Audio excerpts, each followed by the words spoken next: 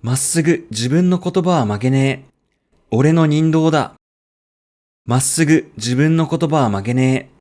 俺の人道だ。こんにちは。私は、恩師です。YouTube で日本語を教えています。よろしくお願いします。今日は日本語の私の、あなたのについて勉強します。これは漫画ですを、これは私の漫画ですにします。一緒に勉強していきましょう。それでは、レッツスタート。まずは今日の授業に登場する日本語をチェックしていきましょう。私の、あなたの、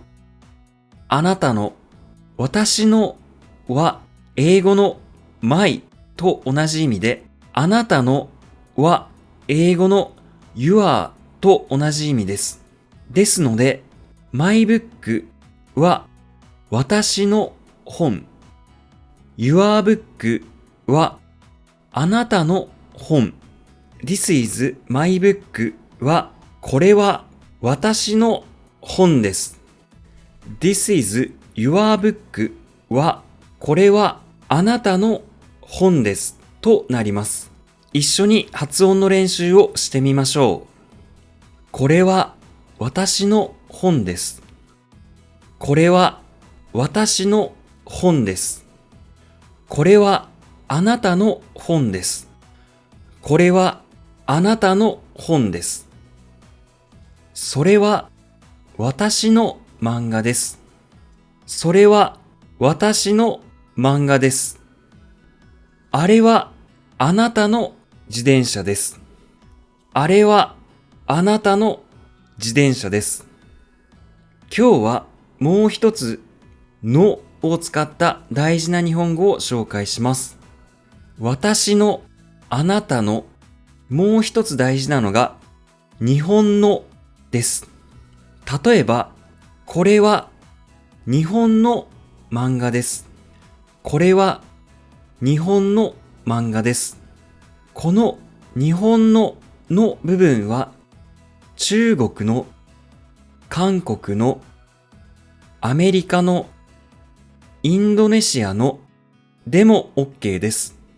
一緒に発音の練習をしていきましょう。日本の学生、日本の学生、中国の学生、中国の学生、韓国の学生、韓国の学生、日本の食べ物、日本の食べ物、中国の食べ物、中国の食べ物、韓国の食べ物、韓国の食べ物。私は日本の学生です。私は中国の学生です。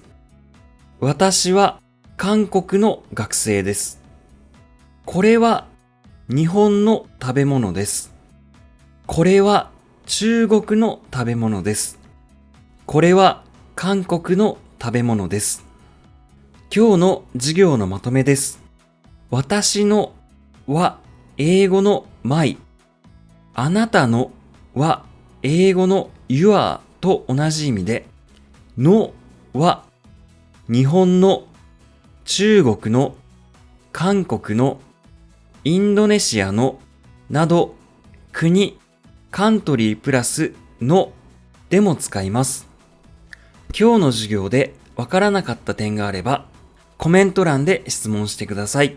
またチャンネル登録、高評価よろしくお願いいたします。